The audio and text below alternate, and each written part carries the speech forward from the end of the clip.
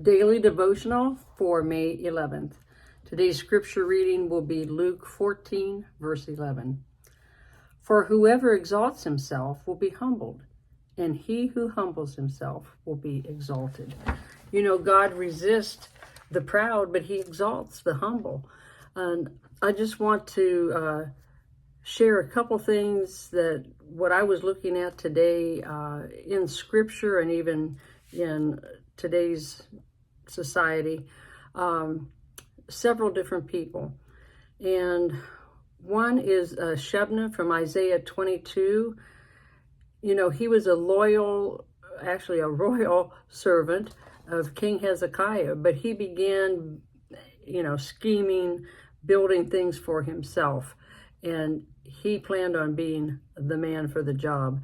And the Lord sent Isaiah to talk to Shebna and tell him, the Lord is removing you and replacing you with Eliakim. And actually, Eliakim is the one who became the father of the remnant and received the keys of David. Another one is Elijah in 1 Kings 19. He had just defeated the 400 prophets of Baal. And then he ran from Jezebel and hid in a cave. And he comes out and he tells God, not once, but twice, he said, only I am left.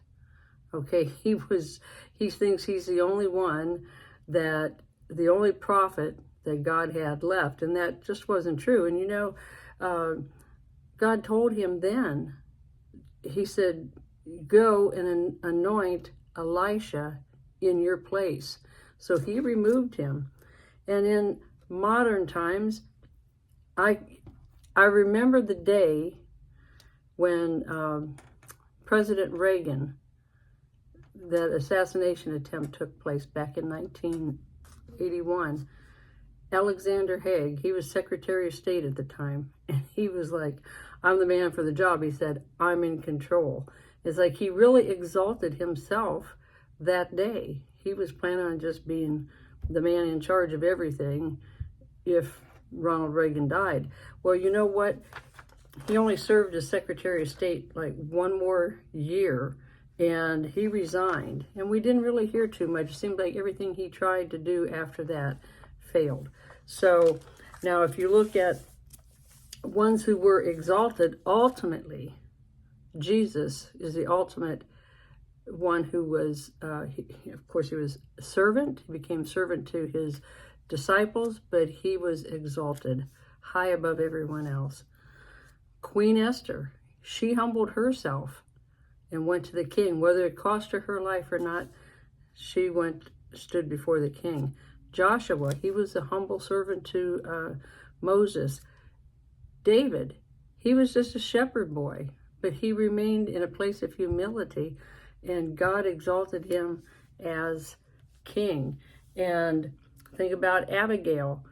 She could have, she intervened on behalf of her husband because her husband, he just was a kind of a nasty old man.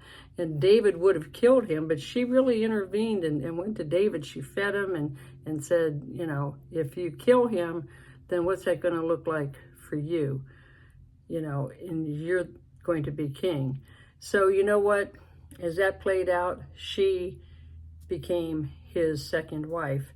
And then, of course, in modern day, I think of Mother Teresa.